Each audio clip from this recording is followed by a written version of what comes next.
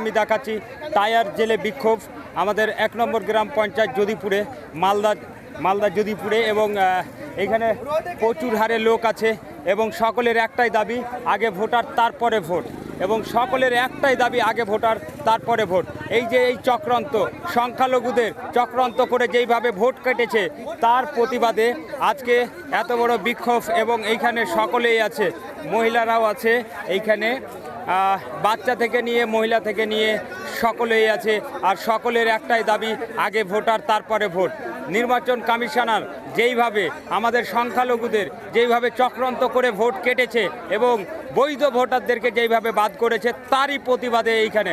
এবং আরও একটা বিষয়, এটা কোনো পার্টির আন্দোলন না, এইটা দেশের জন্য আন্দোলন, এটা বাঁচার জন্য আন্দোলন, এটা বেঁচে থাকার জন্য নিজের অধিকারের জন্য আন্দোলন করছে এবং আপনারা দেখতেই থাকেন।